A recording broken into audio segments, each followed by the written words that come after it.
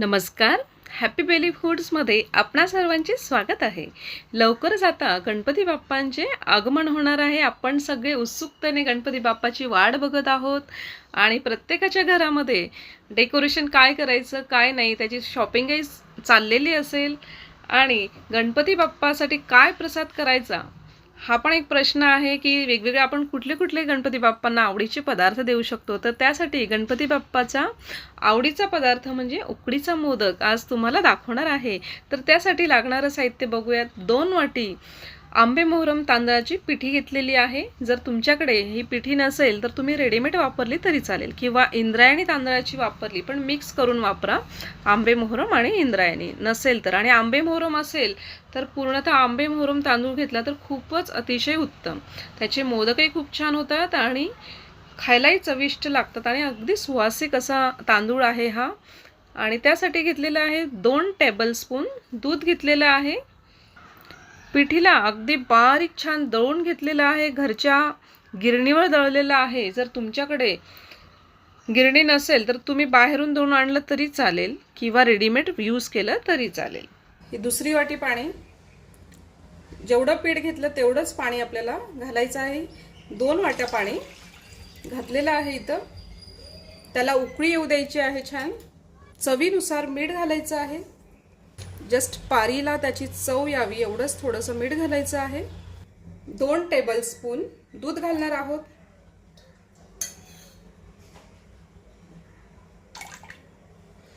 दूध घातल्याने मोदक छान पांढरे शुभ्र येतात.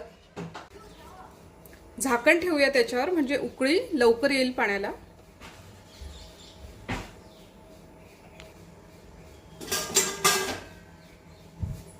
त्याच्यामध्ये 1 टेबलस्पून तूप घालूया. आता पिठी घालायची आहे. गॅसची फ्लेम बारीक करायची आहे आपल्याला. त्याला छान मिक्स करून घ्यायचं आहे लाटण्याच्या सहाय्याने. तुम्हाला वरती गॅसवर मिक्स करता येत नसेल तर खाली उतरवून करू शकता. तांदूळ टाकल्याच बरोबर खूप छान सुगंध असा येत आहे. आंबे मोहरम तांदूळ आपण यूज केलेला आहे. पीठ थोडं गरम आहे, जरा जपून काढायचं आहे. झाकण ठेवायचं आहे. गॅसचा फ्लेम चालूच आहे. अगदी 2 मिनिटं वाफ काढून घ्यायची आहे. आता तांदळाच्या पिठीला असंच 10 मिनिटं झाकून ठेवायचं आहे. गॅसचा फ्लेम आपण बंद केलेला आहे. सारण बनवण्यासाठी आपल्याला काय काय साहित्य लागणार आहे आपण ते बघूयात. मी इथं 2 नारळ घेतलेले आहेत. त्याचा किस काढून घेतलेला आहे. तर नारळ फोडून झाल्यावर त्याची मागची जी काळी साल असते, पाट असते नारळाची, ती काढून घेतलेली आहे आणि बटाट्याच्या पिलरने ती साल काढलेली आहे आणि बारीक तुकडे करून मिक्सरला छान फिरवून घेतलेला आहे. तुमच्याकडे खवणी असेल तर तुम्ही नारळ खवून घेऊ शकतात, पण माझ्याकडे नव्हती म्हणून मी अशी प्रोसेस करून नारळ छान त्याचा किस करून घेतलेला आहे.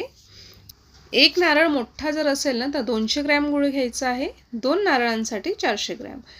जर तुम्हाला हे प्रमाण कळत नसेल तर त्यासाठी 1 वाटी आपल्या नारळाचा किस किती आहे तेवढा मोजायचा आणि अर्धी वाटी आपल्याला गूळ घ्यायचा आहे.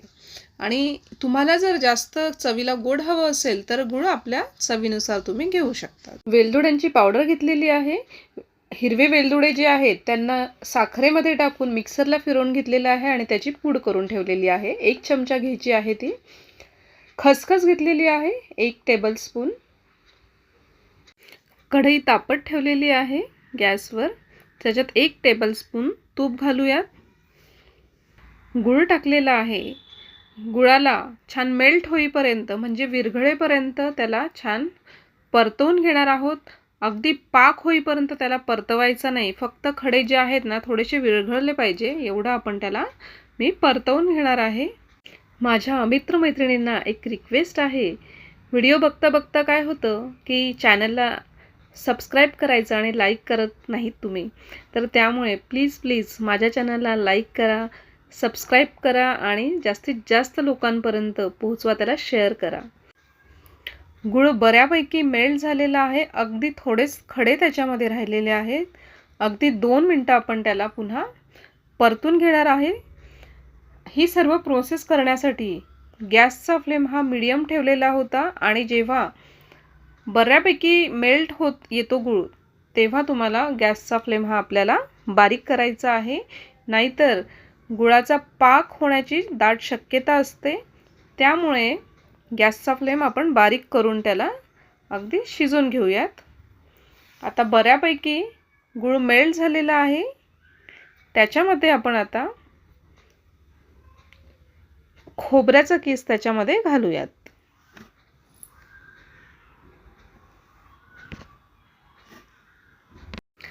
छान मिक्स करून घ्यायचं आहे.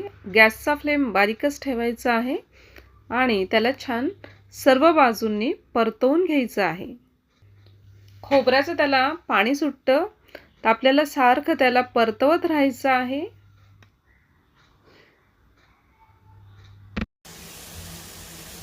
तुम्ही बघू शकत असाल, थोडंसं असं दाबलं ना, प्रेस केलं सारण, थोडंसं इकडे घेते, थोडं प्रेस केलं ना तर अगदी पाणी आहे अजून त्याच्यामध्ये. मला दिसत असेल थोडंसं पाणी आहे, तर त्याला हाय फ्लेमवरच थोडंसं शिजवून घेणार आहोत आपण अजून. तर साधारण मला 2 नारळासाठी 4 ते 5 मिनिट, आत्तापर्यंत 5 मिनिटं लागलेले आहेत. हाय फ्लेमच ठेवलेला आहे मी, पण सारखं त्याला परतवती आहे, त्याला मिक्स करते आहे. जर तुम्ही सारण असं सोडलं ना तर काय होईल, खाली जळण्याची शक्यता असते, म्हणून त्याला सारखं परतवायचं आहे. आणि जाड बुडाचंच तुम्हाला कढई किंवा एखादी पातेलं घ्यायचं आहे, त्याच्यातच करायचं आहे. पातळ जर तुम्ही असं पतलं घेतलं ना तर ते गुळाचं सारण खाली लागण्याची शक्यता असते. आता गॅसचा फ्लेम थोडासा बारीक करणार आहे मी. साजूक तूप आपण याच्यात घातलेलं आहे, त्याची एक वेगळीच चव असते. आता याच्यामध्ये 1 टेबलस्पून खसखस घालूया.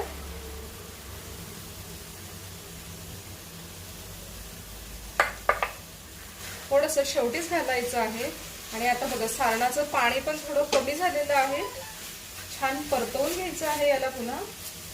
सारण रेडी झालेले आहे. आता गॅसचा फ्लेम बंद करणार आहोत आणि 1 टेबलस्पून इलायची पावडर घालणार आहोत. ती सगळ्यात शेवटी घालायची आहे आपल्याला. इलायची पावडर घातल्याने एक सुंदरसा असा ॲरोमा, एक सुगंध मोदकाला येतो. आता तुम्ही बघू शकत आहात, सारण जास्त घट्ट पण नाही आणि जास्त त्याला पाणीही नाही आहे. अगदी व्यवस्थित सारण शिजलेलं आहे. मला शिजवण्यासाठी सारणाला मिनिमम 7 ते 8 मिनिट इथे लागलेले आहेत. आता ह्याच कढईत न ठेवता मी एका भांड्यामध्ये याला काढून घेणार आहे. काय होतं, कढई गरम आहे, सारण हे कडक होतं, त्याच्यामुळे याला एका भांड्यात काढून घेऊया. याच्यावरचं झाकण काढूयात आपण. आणि तुम्ही बघू शकत आहात, मोदकाची पिठी जरा गार झालेली आहे. अति गार पण नाही, कोमटच आहे, म्हणजे थोडं मीडियम आपण हात लावू शकतो इतपत झालेली आहे आणि छान मुरलेली आहे ती. आता तुम्हाला एक सोपी पद्धत सांगते. हिला ताटात घेऊन मॅश करण्यापेक्षा अगदी सोपी आयडिया मी तुम्हाला सांगणार आहे. फ्रूट प्रोसेसर घेतलेला आहे, त्याला आपण कणिक मळतो ना, ती जाळी घ्यायची आहे. उकड छान मिक्स करून घ्यायची आहे अगोदर. मी ऑलरेडी मिक्स केलं आहे तिला. आणि याच्यामध्ये आपण घालूयात. फ्रूट प्रोसेसरमध्ये आपल्याला मळून घ्यायचं आहे. त्याचं झाकण लावताना छान त्याला पॅक करा. आता हे फ्रूट प्रोसेसरमध्ये आपण याला फिरवून घेऊया. छान झालेला आहे, तुम्ही बघू शकत आहात. छान गोळा झालेला आहे मस्त. आता याला एका ताटात काढून घेऊयात. आता याला सुद्धा छान, यालाही आता मिक्सरला फिरवून घेऊयात. जेव्हा फ्रूट प्रोसेसर लावणार ना, पल्स मोडवर याला फिरवून घ्यायचं आहे. तुम्ही बघू शकत आहात, खूप सुंदर याचा गोळा झालेला आहे मस्त. आता याला थोडासा तुपाचा हात लावूयात, थोडंसं तूप लावूयात, जास्त नाही, उगाच थोडंसं, हाताला चिपकणार नाही आपल्या. आणि मस्त मॅश करून घ्यायचं आहे.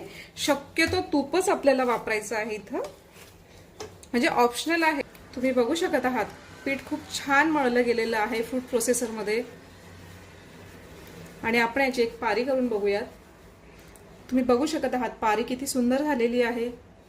तिला दाबून बघा, कुठल्याही साईडने त्याला चिरा पडलेल्या नाहीयेत, म्हणजे आपलं पीठ खूप छान झालेलं आहे. आपली उकड खूप छान काढली गेलेली आहे. उकडला आपण झाकून ठेवणार आहोत.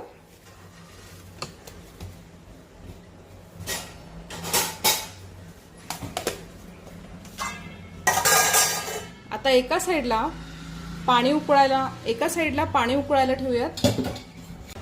गाळणी घेतलेली आहे, त्याला थोडंसं तूप लावून घ्यायचं आहे. ही एक पद्धत झाली. आणि आता दुसरी पद्धत म्हणजे तुमच्याकडे जर बटर पेपर असेल तर बटर पेपर घ्यायचा आहे, त्यालाही थोडंसं तूप लावून घ्यायचं आहे. आणि तिसरी पद्धत म्हणजे पांढरा शुभ्र एक रुमाल घ्यायचा, तो सुद्धा तुम्ही इथं यूज करू शकता. पण मला सगळ्यात सोपी पद्धत म्हणजे माझी आई किंवा माझी आजी जी पद्धत वापरायची ना, तीच मी तुम्हाला दाखवते. तर तूप लावून मस्त ताट असं ठेवायचं, किंवा तुमच्याकडे हळदीचं पान असेल तर हळदीच्या पानातही तुम्ही ठेवू शकता. मी साधं तूप लावून याच्यामध्ये आता मोदक करणार आहे. आता मोदक करायला घेऊया. थोडंसं तूप लावून घ्यायचं आहे पोळपाटाला. सारणही तुम्ही बघू शकत आहात, सारण खूप सुंदर झालेलं आहे, रंगही खूप छान आलेला आहे आणि गारही झालेला आहे. तांदळाची पिठी घ्यायची आहे, थोडी उकड घेतलेली आहे, तिला छान मॅश करून घ्यायचं हातावर अगोदर. आणि थोडंसं तुपाचं बोट घ्यायचं आहे.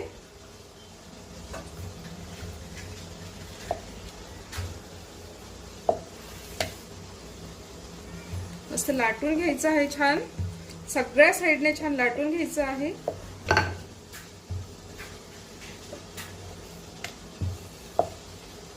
सगळ्या साईडने लाटून घेतलेलं आहे छान. आता त्याच्यामध्ये सारण भरूया.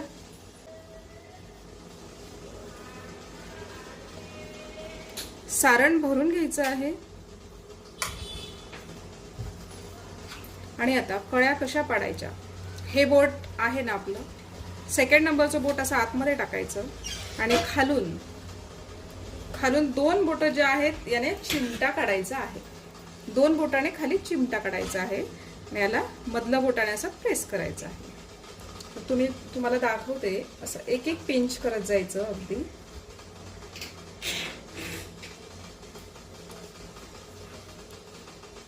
तुम्हाला ज्या साईजच्या कळ्या अगदी जवळ घेतल्या ना तर खूप छान येतात.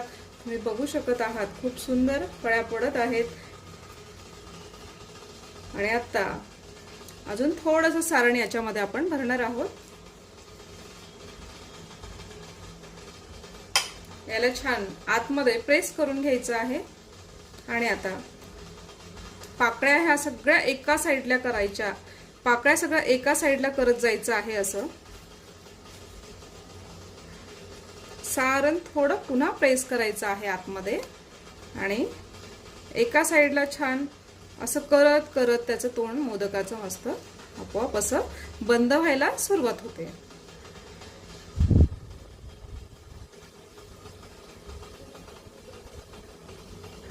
तुम्ही बघू शकत आहात किती सुंदर मोदक झालेला आहे. आणि कळाई खूप छान त्याला आलेला आहे. खूपच सुंदर मोदक झालेला आहे आणि मस्त मोठा झालेला आहे. तुम्हाला अजून एक पद्धत दाखवते. हे पुरी यंत्र आहे, आपण याला यूज करणार आहोत. त्याला थोडंसं तूप लावून घ्यायचं आहे. दोघं साईडने तूप लावून घ्यायचं आहे. आणि एक गोळा छान मॅश करून घ्यायचा आहे. पुन्हा मॅश करून थोडासा त्याला प्रेस करायचा आहे. आणि आता हा पेपर याच्यावर असं करून पुरी यंत्राने प्रेस करायचं आहे. तुम्ही बघू शकताय थोडंसं जाड आहे पुरी. थोडंसं तिला प्रेस करून घेतलेलं आहे अजून. आणि अजिबात चिपकलेली तुम्ही बघू शकत आहात. एकसारखी आणि गोल झालेली आहे मस्त. आता याच्यामध्ये आपण सारण भरणार आहोत. त्याच्यामध्ये सारण भरूया.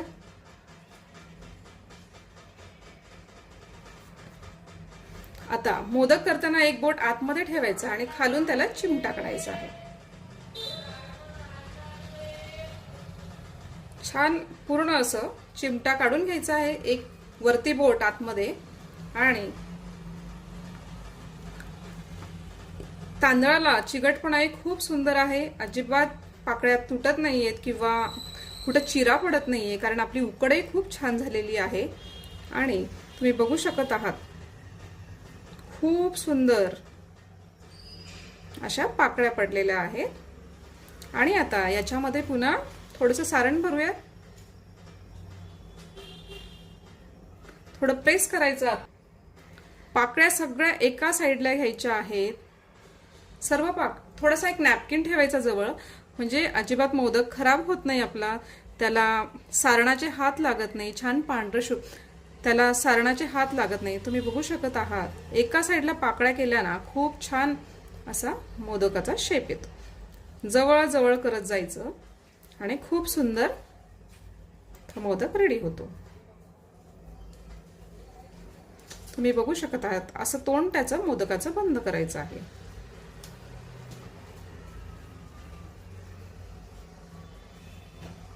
जास्त तूप पण लावायचं नाही, नाहीतर काय होतं, मोदक हा व्यवस्थित हे होत नाही. तुम्ही बघू शकत आहात किती सुंदर मोदक झालेला आहे. खूप छान याला फळं आलेले आहेत. खूपच सुरेख मोदक झालेला आहे. आता एक दुसरी पद्धत तुम्हाला अजून दाखवते. याची पारी करून घ्यायची आहे. छान मॅश करून झालं, याची पारी बनवायची आहे. आपण कचोरी बनवतो ना त्या पद्धतीने याची वाटी बनवून घ्यायची आहे. थोडंसं बारीक करायचं आहे वरती आणि थोडं खाली जाड ठेवायचं आहे आपल्याला. आणि आतमध्ये जास्त जाड वाटत असेल तर हा अंगठा आतमध्ये ठेवायचा आणि याला छान याची वाटी बनवून घ्यायची आहे. थोडंसं परत याची वाटी बनवून घेऊयात. छान शेप द्यायचा आहे मस्त वाटीचा.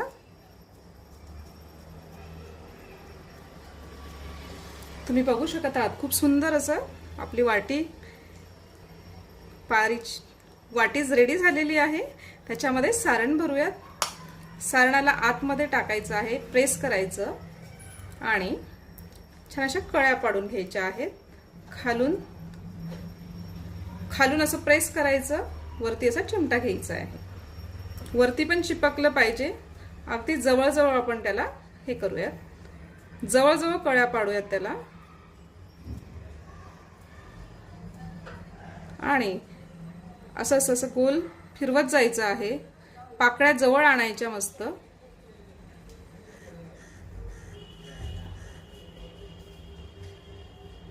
तुम्ही बघू शकत आहात, हाही मोदक खूप छान झालेला आहे. मोदक सर्व बनवून झालेले आहेत. आता वाफवण्यासाठी मी ठेवलेले आहेत. पाणी उकळून झालेलं होतं, त्याच्यावर मी गाळणीमध्ये मोदक ठेवून वरती झाकण ठेवलेलं आहे. आता मी हे 10 मिनिटं वाफवून घेणार आहे. 10 मिनिट झालेले आहेत.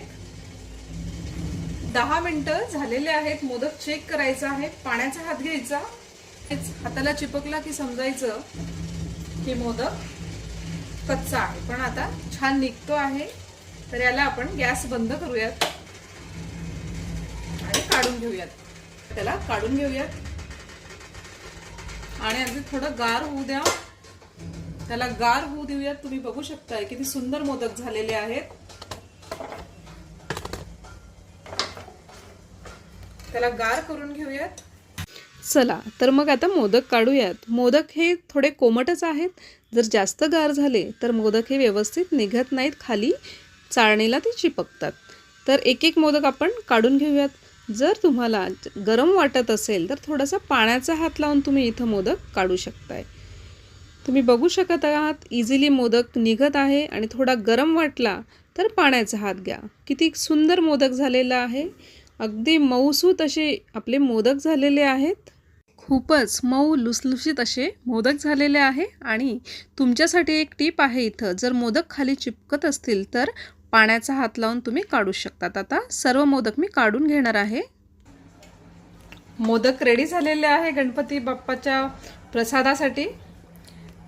जर तुम्हाला हा उकडीच्या मोदकाचा व्हिडिओ आवडला असेल तर नक्कीच माझ्या चॅनलला सबस्क्राईब करा, लाईक करा, शेअर करा आणि छान छान कॉमेंटही करा. माझा व्हिडिओ बघितल्याबद्दल धन्यवाद. थँक्यू.